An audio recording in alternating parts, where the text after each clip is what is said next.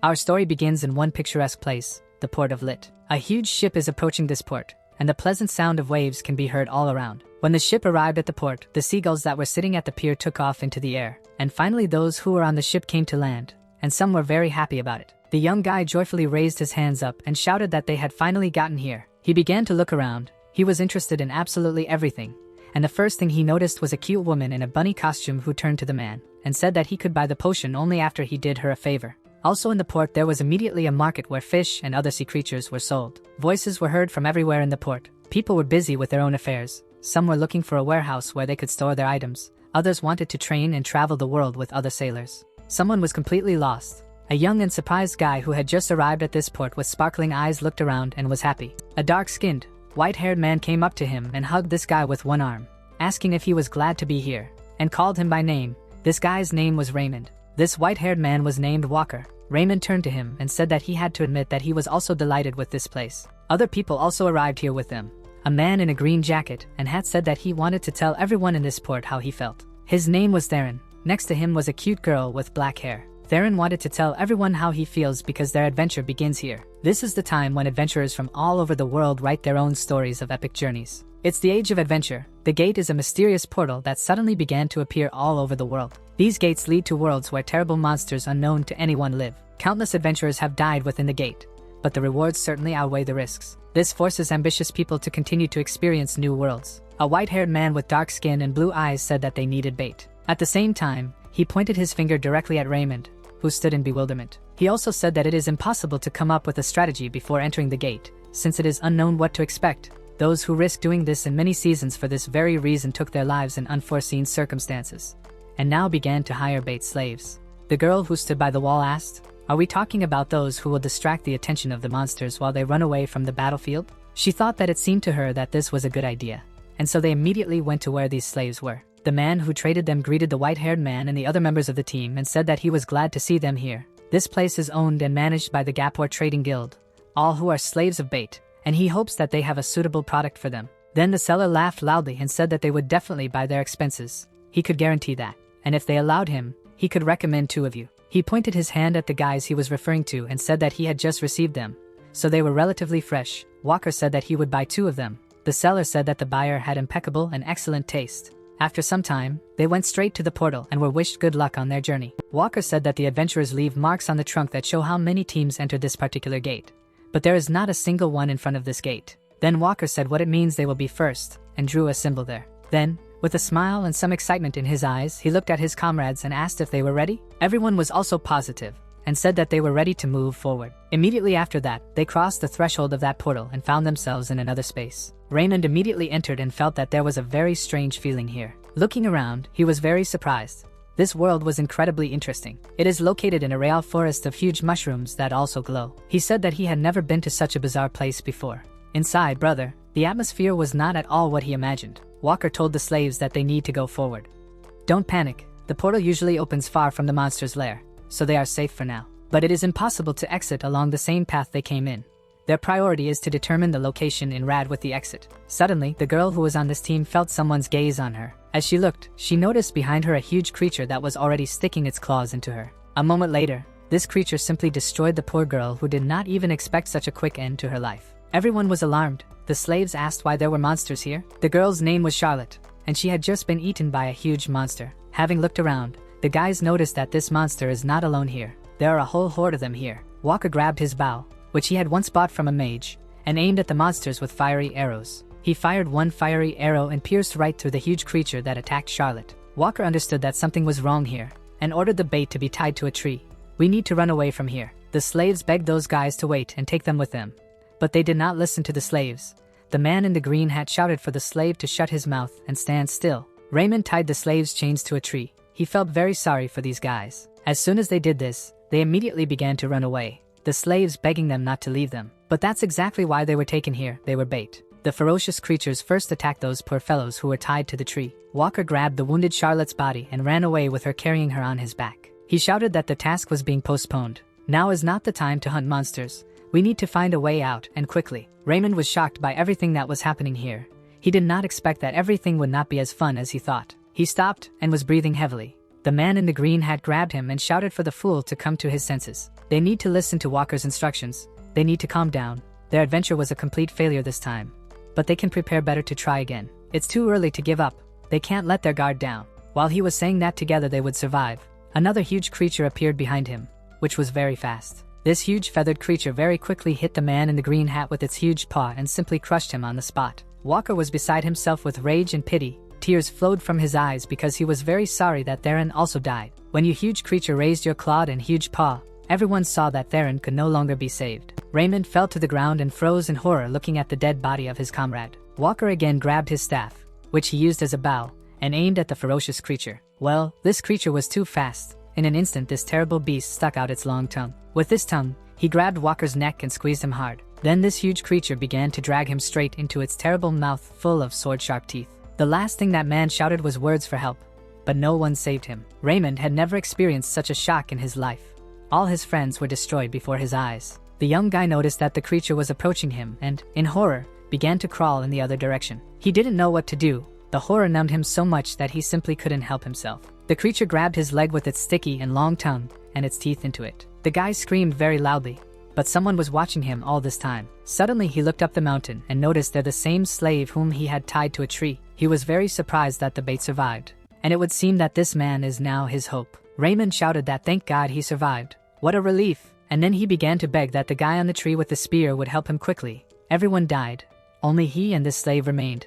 All this time while he quickly said the monster devoured his leg, Raymond asked for forgiveness for what happened, and he was generally against it. He also said that he couldn't get out of here alone. He needed to work together. While Raymond felt incredible pain because he was being devoured by a monster, he just looked at that poor fellow and did nothing. Raymond loudly shouted at him to stop standing there with his hands folded, and called that slave a piece of shit. But the slave only smiled at these words. He jumped from the tree. Then he came closer to the guy and said that no matter how much he wanted to save him, but it seems it's too late. After all, the monster has already devoured half of that poor guy's body. Raymond looked down and saw his reflection in the pool of blood. Realizing that he was about to die, he began to lose his mind and shouted that he was a very stupid slave. Does he really believe that he can survive alone? His turn will come to him. And immediately after these words, the monster made another jerk and simply shredded Raymond, killing him completely. But this huge creature was not enough of this food.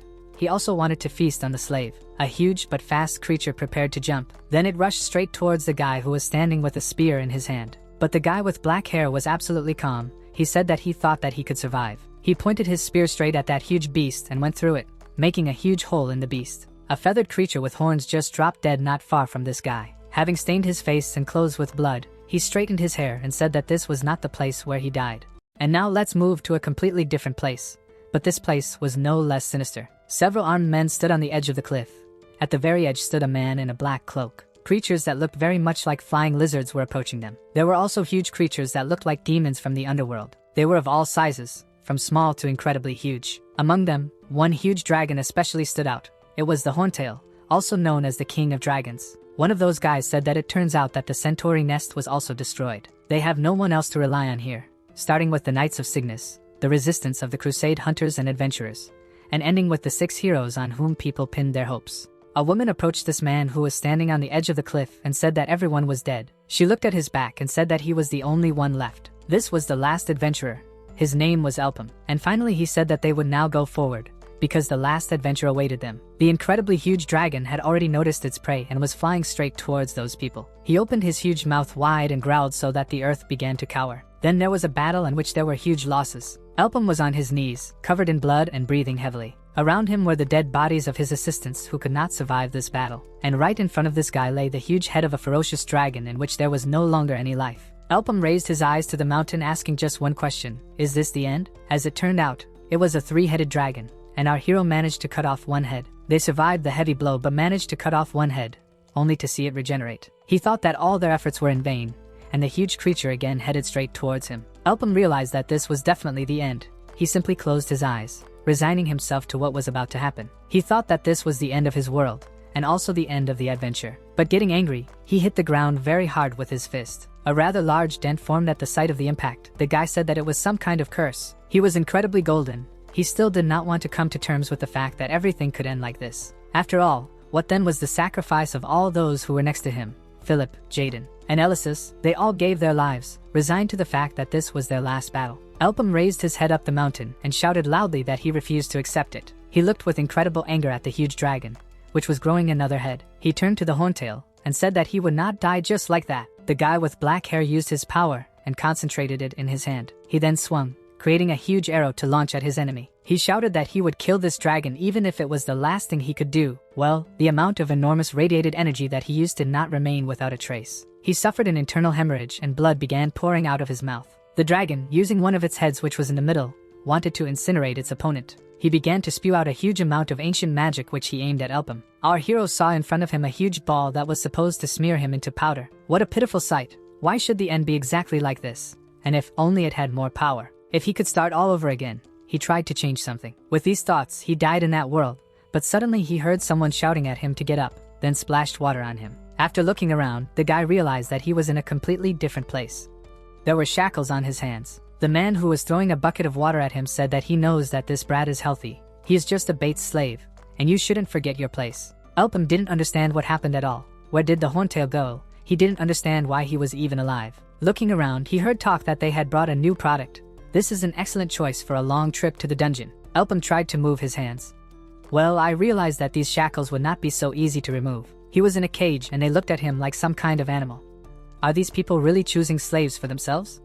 Is this really a place where they sell people? Elpham tried to realize what was going on here. It seemed to him that all this was some kind of nonsense. He thought that such markets had already been banned a long time ago. But he was completely sure that this was such a market. He began to analyze the situation. If he understood everything correctly, then this man with a nose piercing was probably a merchant. And he bought it at the market 6 years ago, when he was already a slave. This is definitely him. Then he actually went back in time. The merchant got angry because this guy was looking at him for so long. Because of this, he entered the cage and asked him what the hell he was staring at, then hit him on the head very hard. He realized that this was precisely the moment when it all began. Or perhaps he was dreaming all this. But he had too real sensations to be just a fantasy. And then the same group of people who ultimately bought him from this market approached him. The guy thought that this didn't make sense, but he didn't see any other explanation. The seller said that he received these slaves not so long ago, and they were relatively fresh, then they were bought. Elpham about the fact that it looks like he was given a chance. It looks like he needs to fix everything this time. Now let's return to the very place where our hero killed that huge monster with a spear. He walked around the area and found the fire arrow staff. It was a good ability, and this thing will suit him perfectly now. He threw it over his shoulder. But this is still not enough.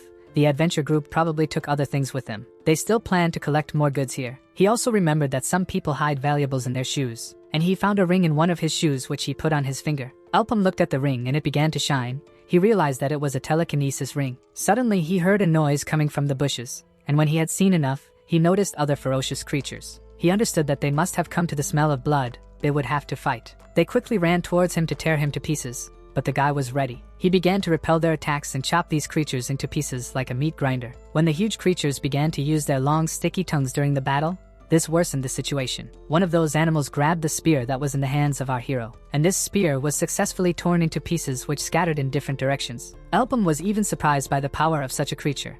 He realized that it would be difficult for him to defeat them all, and behind him there was another creature that was already trying to bite off his head. Elpham grabbed the weapon he found and used a fire arrow. He managed to save his life by killing the monster that almost bit off his head, but others also attacked him. Now is a good time to try out the ring he found. With the help of this ring, he was able to control the arrow and direct it at his opponents. Thus, he was able to quickly pierce several creatures at once with one movement of his hand. But this arrow could not maintain its strength for a long time. It simply dried up. Elpham understood that if he was not held back for a long time, the creatures would continue to try to tear him apart. He wanted to activate the fire arrow again, but for some reason this time it didn't work out for him. Therefore, he struck that creature first with his staff and then finished it off with his foot. The staff is not broken. It seems to have a cooldown time. Then he decided to attack these creatures with his staff until it recharged. There was no choice. Elpham himself looked like a beast in this battle, and those guys who attacked him were no longer happy about such a meeting. And after some time of this battle, he felt that the staff was charging. He lifted it up the mountain and was ready to attack his opponent. The creatures began to approach him again. They wanted to finally end this. Elpham fired a fiery arrow and again used the power of that same ring to destroy the remaining creatures. This time he accelerated to destroy as many of these creatures as quickly as possible at once. The power of the staff ran out again, and he again could not release these arrows for some time. But he no longer needed this. He simply stood surrounded by the dead bodies of those creatures. Suddenly he heard someone's voice address him. It was the same girl who was wounded by the beast. She said that this was an unusual bait slave. Elpham was surprised that she was still alive. She said through the pain that this combat ability and magic are incomparable to anything. Who the hell is he? Elpham thought that this was a very lucky girl, although he should take back his words. The girl who was seriously injured asked why he had this staff. And also he had rings around his wrist. How could the decoy slave awaken such powers? The girl asked in a trembling voice. Was it really because of him that the anomaly happened? Elpham looked at her, thinking about what he should do. Now the fate of this girl is in his hands. A stronger wind began. Our hero asked if she had finished what she wanted. The girl didn't understand what he was talking about, but our hero said that he was afraid that she was mistaken. It didn't even matter if the others remained alive, because he was going to kill her anyway. After all, she used people as bait to survive. Elpham said in a menacing voice that he despises people like her. When it was all over and our hero managed to find a way out, he went back to the city. The guys who noticed him were very surprised.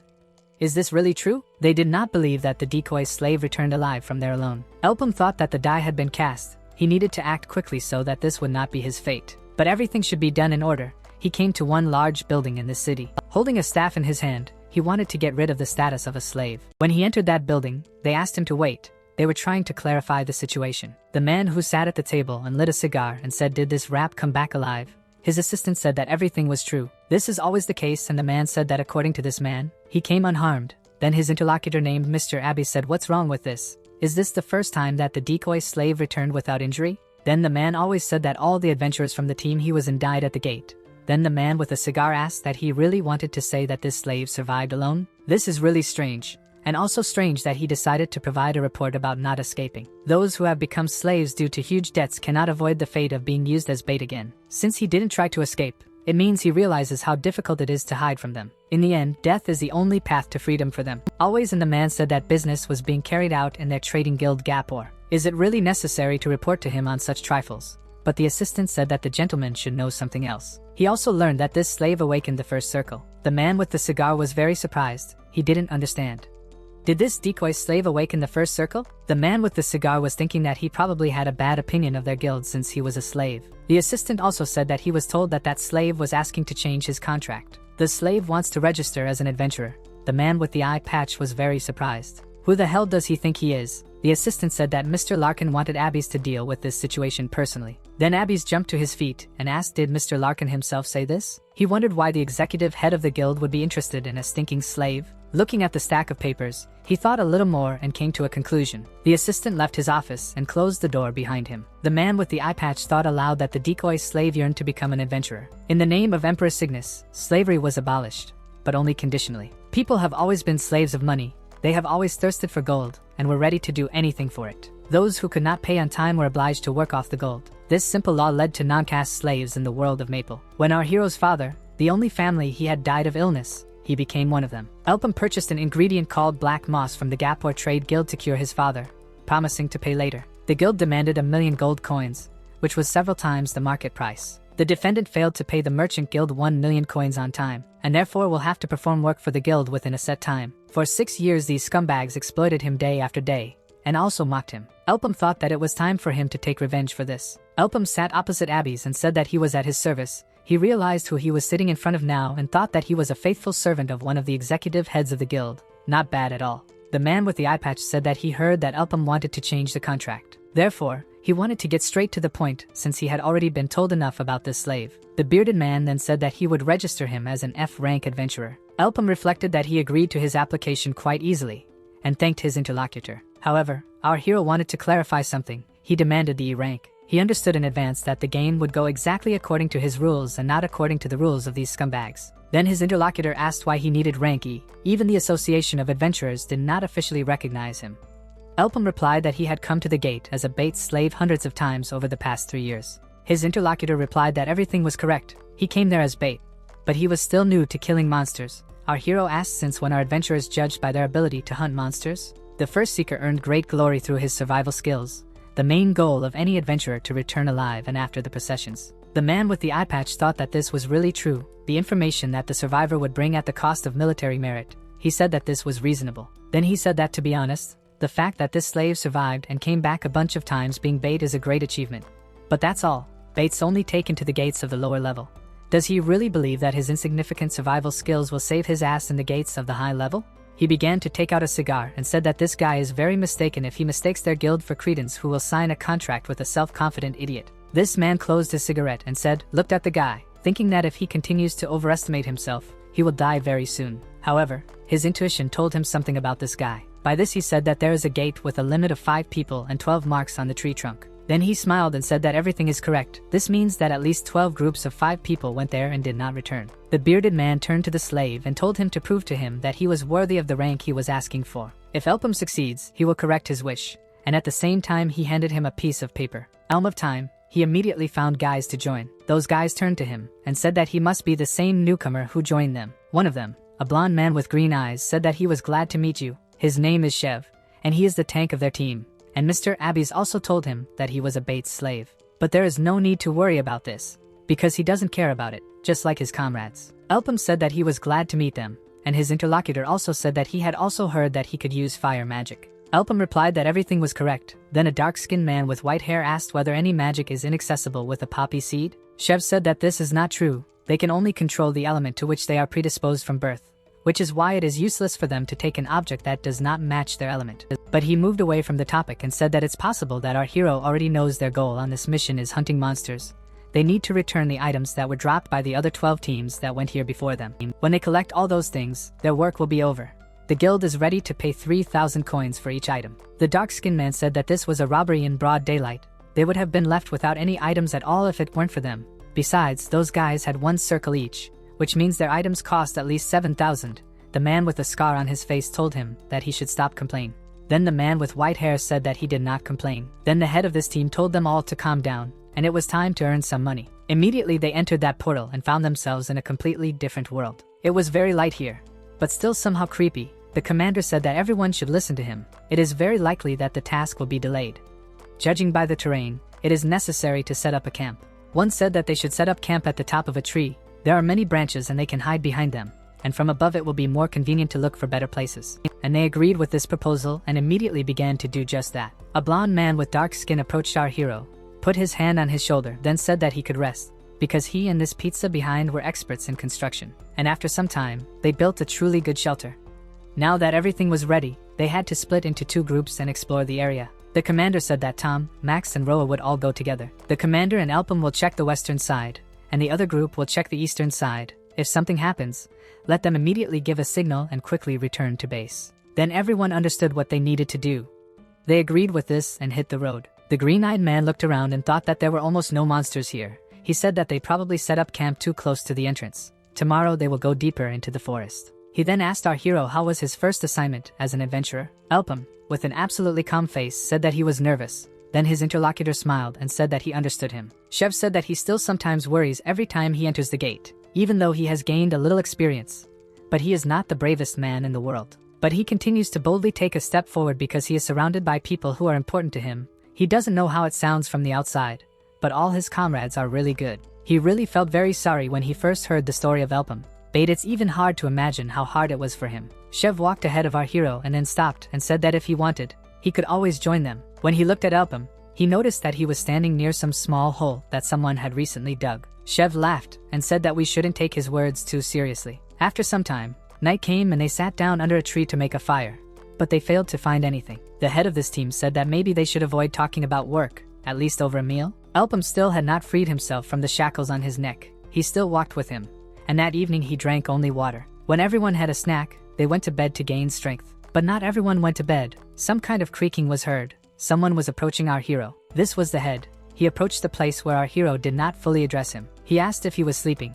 Behind him there were still his other companions. Elpham did not make a sound, and it seemed that he was sleeping very soundly. The same white-haired man with black skin approached him and said that why was the commander asking these questions. He held a large knife in his hand and said that you don't know that Elpham was too fast asleep to answer. He told the commander that he was too careful. Did he really forget that they gave him dinner? This thing is powerful enough to give way to the giant mush mom. He literally ate everything clean. He was lucky that he remained alive. For his staff of fire arrows they can get at least 10,000 gold coins. Then this man with white hair swung his knife to kill our hero, and immediately he plunged his blade straight into Elpham's body. He felt that something was clearly wrong here. What was the matter? When he put away the sleeping bag, he noticed that there was just a piece of wood and 2 pillows. And he wasn't there. They were all very surprised. How could this be? The commander shouted for them to find this freak. He must be somewhere nearby. As soon as he said this, a loud explosion immediately sounded, knocking everyone off their feet. Our hero watched all this from another tree. He watched as those guys who wanted to kill him were now in danger. They quickly began to rise on their feet, not understanding what the hell. The commander said that they needed to quickly save food and other valuable things. Did Elpham really do this? A man with black hair who froze in place turned to the commander and pointed his finger somewhere to the side. When the commander looked at who saw the huge eye of a creepy creature in front of him, he was confused at this moment. He said that this Elpham is a scumbag. A huge, strange, and sticky creature was approaching them to devour them. They screamed that this fool was using them as bait to lure out the monster. They jumped off that tree and started falling down because they saw that monster coming. A huge, slippery monster with a quick movement in its mouth simply tore apart their cover. Elpham, watching what was happening, thought that the actor from Chev was terrible. He shouldn't have shown kindness if he wanted to deceive him. This gate finished off 12 teams. They welcomed the former decoy and not the one with the most experience with open arms. How obvious it is. Our hero correctly guessed that this monster is the boss of the dungeon. The guys jumped to the ground and began to quickly run away. The commander shouted that this was the worst type of monster for them. His assistant with black hair turned to his boss and asked what he knew about this monster. Chev said that if he was not mistaken, then it was a golden slime mold. His body is made of acid, making him the worst enemy for them fighting in close combat. And that's not all. Chev noticed that something dangerous was flying right towards the meeting. He threw his comrade aside, shouting to be careful here. They fell to the ground. The man with black hair was shocked by this. As it turned out, he can attack from a distance, acid arrow, an ability that shoots acid. Then the man with black hair screamed in panic that it was so unfair. Chev shouted for everyone to start panicking. He was advancing again. Right while they were running away, they were thinking about what they should do in this situation and how they could defeat him. The head said that first they need to get out of the attack radius. They had acid arrows reload time 1 minute. You need to get into a combat formation and destroy the core located in the center of his head. A man with white hair and black skin said that it was good that he had recharge. Then Max rushed forward before the time ran out. He said what should they wait for? He decided to finish him off right now and rushed alone over his huge monster. The commander shouted that he should wait. We all need to act together. And so he didn't even have time to get to that monster when it was immediately torn apart by its 2 parts. The commander was shocked by what he saw, but he had a reload time. He still had about 10 seconds. And then that monster started attacking them with his acid arrows one by one. And in an instant he simply killed all those guys who came under this blow. Elpham stood behind the tree and watched all this. He realized that those guys were finished. He thought that in theory Chev was right, but the golden slime mold became stronger with each item it absorbed. It is quite expected that the recharge time could be reduced. Unpredictable growth and the ability to fire acid arrows of recharge. It seems Elpham understood why the previous teams died. This monster is not from their league. In this state, he will be able to hold out in these yellow gates, which are 2 levels lower than the red ones, and he doubts that adventurers with 1 circle will be able to defeat him. No objects could be returned from this gate. He realized that the task was over, and then he remembered that man with a cigar who wanted the guy to prove it to him. Elpham figured out what he would do. While that slime mold looked around, our hero acted. Then the monster heard some noise and began to carefully look for the source of this noise. But he didn't have time to react, and a huge exchange arrow hit him directly. The slime mold was injured, its body parts dripping onto the ground and burning through it. He was in great pain and growled in pain. Elpham was aiming for the core, but this monster has impressive magic resistance. It will take at least 4 more shots or even 5 to defeat him. Elpham grabbed the knife and thought that this shouldn't be a problem, but he doesn't mind getting evidence that he destroyed this monster. The angry slime mold began to attack our hero with its acid arrows. Naturally, our hero dodged such an attack and jumped to the ground. Slizeric continued to attack with all his powers. He was furious and in pain. Elpham fell to the ground and right in flight he dodged those attacks of that creature. He already had a plan in mind. He grabbed the rope and used the power of his ring. Each shot must land in the same place, something a simple magician can only dream of. Well, our hero is not simple. In a past life he was known as the greatest telekineticist. With sharp and skillful movements and a knife that he tied to this rope, he then, with the help of the ring, began to evade the attacks of this creature. And after a moment he took aim with his bow and released a fiery arrow. He hit this creature again and the terrible beast roared loudly and then began to continue shooting acid arrows at his opponent. Elpham dodged very quickly and waited for his fire weapon to reload. And after some time he again used the fiery arrow. And again he hit his opponent. This was already the 3rd arrow. The terrible creature made of acid slowly decreased in size. But at the same time, she was not going to give up. This creature constantly attacked our hero. Elpham waited again to reload. All this time he dodged the attacks and finally fired another fire arrow. But this time that creature managed to dodge the fiery arrow. Elpham thought that this creature was quite agile for its size, but it was no use. He used the power of his levitation ring and redirected the arrow back at the creature. And finally, he saw the very core that he needed. As soon as he saw this cannonball, he immediately rushed straight to meet the enemy. His staff caught fire, and our hero said out loud that this was the end. He was already very close to the core, but the terrible creature tried to heal the wound in order to hide the core. At some point, our hero realized that he would not have time to grab the core, and moreover, this creature would now grab him with its huge paw. Therefore, he again used the levitating ring to evade. He threw away the blade that was tied to the rope and controlled it to move in the air. Thus, he quickly changed his trajectory and the creature could not attack him. Elpam was the main thing and quickly landed on the ground. He was already ready to use the properties. And again he shot a fiery arrow. The creature understood that he could not escape. Elpam smiled when he saw that this creature covered himself with his hand. He quickly used his limiting ring to change the trajectory of the arrow and aimed straight for the head. And again there was an explosion. A huge creature received crushing damage. The core of this creature was no longer protected and could be easily destroyed, but it was precisely that decisive arrow that put an end to the existence of this creature. The creature swelled greatly in size and roared loudly, and then it just exploded like a balloon that had been pumped up too much air. Elpam began to quickly run away from that acidic mucus so as not to harm himself. Faster and faster he moved like a bird using a levitating ring. Then he released the blade further to catch on a tree, and so he jumped out onto a tree just at the moment when the whole earth beneath him was flooded with acid. Elpam looked absolutely calmly at what happened. He understood that he had already defeated this creature. The acid was spilling for many meters around. It was dangerous to step on the ground now. Very quickly this acid scorched every living thing it touched. When the acid was a little absorbed into the ground, Elpam descended to the ground to explore the area. He needed just one thing. He looked around and finally found what he needed. In order not to go far, he simply pulled this little thing to himself with the help of his ring. It was this very core that he managed to extract from this monster. He carefully took it into his hand, making sure that this core was no longer in the acid. It shone here in his hand with a red light. Elpam knew what to do with it. This thing can take him to a new level of power. A mysterious sphere flew into the air and then enveloped our hero in a red glow. And finally, after some time, Elpam returned to the man whom he promised that he would return from there. A man with a cigar sat opposite our hero and looked at him silently. He was surprised that this guy was actually able to return, and said that this means that he not only knows how to talk, but he returned again alone, and without the items he had agreed to return. Elpam replied that the team to which he was introduced consisted of absolute beginners. They tried to kill him to take his item. It seems they met a boss monster, and died while running away from it. A man with an eye patch asked his interlocutor if he had seen that monster. Elpam replied that he saw what kind of creature it was. It was a golden slime mold. Now the man with a cigar in his mouth realized that all the objects that were left over from the previous guys were corroded by acid. Then that man with the cigar thought that he couldn't believe that I had lost my children. All the items that I had put aside for those people were a huge loss. And the fact that this guy also returned is another problem. Several universal rules apply to all brothers. Firstly, each gate has its own limit on the number of people entering. It is indicated on the trunk in front of the entrance. When the limit is reached, the gate is deactivated until all those entering die. Secondly, there is a restriction on which adventurers can enter the gate of a certain color. The difficulty of the gate varies from red to purple. If the adventurer's rank exceeds the allowed tone, they will not be able to enter the gate. Thirdly, the adventurer is given only one chance to clear the gates. This is the main difficulty associated with their capture. As soon as someone comes out alive, they immediately disappear, and no one else can enter there. And another opportunity is given only when all team members died at the gate. And now let's return to our hero. The man who sat in front of him was thinking about the fact that the gates and rewards had disappeared. To be honest, the golden slime mold is too powerful a monster for adventurers with one circle. Then, after these thoughts, he turned to the Alps and said that it is now clear to him. That is, he barely managed to get out of there. This explains why he did not return a single item. But all eyewitnesses were destroyed.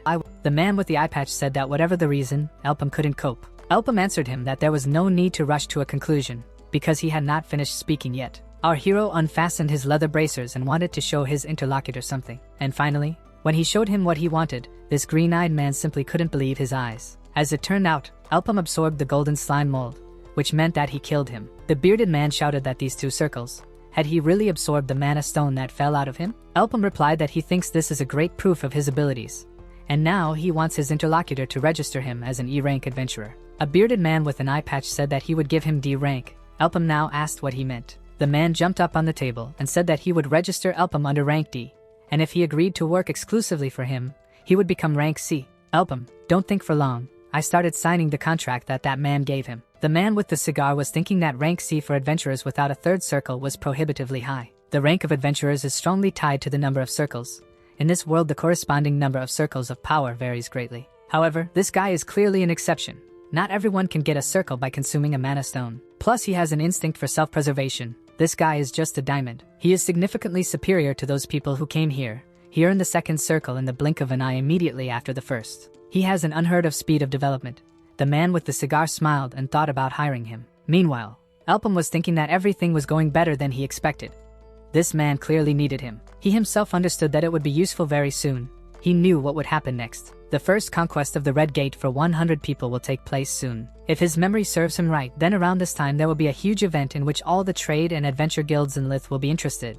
Gapor will also probably turn his attention to it. This is not bad at all, because he is also in a hurry, and it would not hurt him to speed up the execution of his plan a little. Elpham turned to Mr. Abbeys and said that he wanted to ask him for a favor. Elpham was now broke, that is, he had nothing at all. He extended his hand and said that he wanted to put money aside from his interlocutor. Abbeys smiled when he heard this, but he did it somehow faintly. He himself was thinking about this. Did this brat really ask him for money? While some argue that the appearance of the brother gave birth to an era of adventure, in fact they are a trap set by a dark magician. Many adventurers died in the gates, slowly but surely robbing the world of Maple of its potential. And then the day of the apocalypse came. A huge number of monsters, as if waiting for this moment, got out of the gate, and they were defeated. The described event will happen exactly 3 years later. The tragic fate of Maple, who is destined to collide with her, is just around the corner. After the conversation, Elpham left his interlocutor's office and moved on. He walked and Abbeys watched him from the window, about to light another cigarette. Elpham understood that he had a long way to go, but he thought that this would be enough to start implementing his plans. The recently found gate for 100 people is red, which means that only those with 2 circles or less can enter there. The Gap or Trade Guild usually hires high-ranking adventurers. The only reason to invest in it is that they are targeting this gate. Our hero finally has money, but he needs to manage it wisely. You shouldn't spend it all at once. Truly useful items are too expensive. Then what is the best thing to spend your saved money on? Elpham went to the place where people were sold. It was a market. He understood that this place was simply terrible. People were being trafficked here. A man immediately approached him with a smile and greeted our hero, then said that he was glad to welcome him to the labor market. He also said that the man he was talking to looked like he was looking for adventure, and wanted to help him. Elpham looked around and noticed how people were bargaining among themselves for other people.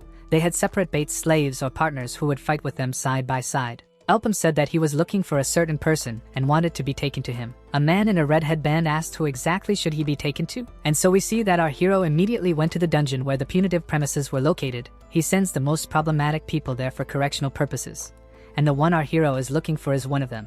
After walking around this gloomy place for a short time, they finally arrived at their destination. They came to one of the cells and there was a muscular man tied up in chains. The seller asked if the gentleman was sure that he was looking for this particular person. Elpham looked at this big guy and told him that he was looking for him. The death of one person hastened the destruction of Maple's world in our hero's past life. Erin, this is the heroine of the halberd. This mighty woman was killed, and the criminal turned out to be none other than her only student. It was a murder hero named Dubois. This incident marked the beginning of the end. A muscular man in shackles turned to our hero and asked was he really looking for him? And then he said that they had never seen each other before and that he should get out of here. The seller turned to our hero and said that she was asking for his forgiveness, but this ignoramus should get some manners. He will earn a position with Slava. After a few years, while he is in slavery, he still dares to seek adventures that may become his master. The term impudent does not fully reflect his character. The seller said that this is just a savage and even an arrogant barbarian. Elpham smiled when he heard the words of this man, thinking that it was not for nothing that they called him that. After all, he was the most influential person after our hero when the apocalypse happened. People often compared them because they are both from the same region and have a lot in common, from when they awakened their powers to how strong they became. But there is one main similarity that we will learn about a little later. Elpham asked what is the price of this man. The freed man with scars said angrily that it looks like this fool is from a rich family. Is he really sure that he can afford to buy him? After all, it costs 1 million gold. Too expensive for this filthy bastard? Elpham reflected that they both desperately needed money at one time or another. His little sister is suffering from the black blood plague which is slowly killing her. A casual man in shackles said that if his buyer has no money, let him get lost. Elpham opened the bag which contained a lot of money. In one package he had 1 million local currency. Everyone was very surprised. The seller asked if you were confident, sir, in your decision. The man in shackles didn't understand whether this was a real person, and whether it was possible. The angry man then closed his mouth and began to worry. Elpham said that he was too early to admire. He had not finished yet, and demanded a contract for a year, a division of profits 7-3, and the transfer of all items obtained from the gates to Elpham. The merchant was very surprised when he realized that this man was trying to hire that prisoner as a crew member, and not a slave. Our hero wrote everything down on paper and then handed this contract to the slave and told him to read it carefully. The surprised man in shackles quickly snatched this piece of paper from his hands and told him not to take back his words. He quickly bit his finger with his teeth and didn't even think about this decision. He quickly put a signet with his blood. It looks like he is in a hurry to take care of his little sister. Elpham smiled. That's exactly what he needed. Without further ado, Elpham turned to his new team member and said that the contract had been signed, so they would immediately go to the gate. His interlocutor replied that he had been waiting for this and was ready to go right now. Elpham turned to him and said that he would have to prove his worth. And he called him by the name of Dubois. The US man did not say that he was the most dexterous person his interlocutor had ever met. And so they went on their adventure, each of them pursuing his own goal. They walked through a dense forest, and Dubois decided to hold a huge axe in his hand. He turned to our hero and calling her boss and said that he likes the new weapon, but with a long sword he feels more confident in himself. Shouldn't he have mastered something in which he has more experience? Elpham said that while he works for him, he will only use a halberd. But if he is against it, then they can terminate the contract. They came to this gate, and Dubois asked if they would train at this gate. Elpham approached the red gate with one mark with a limit of 8 people. This particular gate would suit them. Dubois asked what about the other team members? Because if it costs 1 million to buy him, then he is sure that he has enough money to hire others. Then he asked if there would be a healer with them, because there are many healers. But our hero was simply silent. Dubois tensed at that moment. He thought, could it be just the two of them there? Elpham answered him that he did not need to worry. They had enough people on the team to clear these gates. Dubois he breathed a sigh of relief and said that the boss scared him. Elpham pointed his finger at Dubois and said that the two of them would be enough. Dubois froze for a few seconds in surprise. He hoped that the boss was just joking. His heart began to beat faster. He asked, is this a joke? Elpham didn't want these long conversations and he simply kicked his accomplice and told him to stop wasting his time and finally go forward. Dubois, out of surprise, did not have time to react and began to fall into that portal. Finally, they found themselves in a completely new world, surrounded by the dry desert and stones. Dubois landed headfirst and our hero followed him. Dubois shouted in rage, has Elpham really lost his mind? What can the two of them do in a gate designed for 8? Where is his serious approach to business? First he decided to take his weapon, which he was not used to. Suddenly there was a noise behind Dubois and dust flew into the air. A whole crowd of living stumps began to move right towards them. Dubois realized that it sounded like his cry and brought these.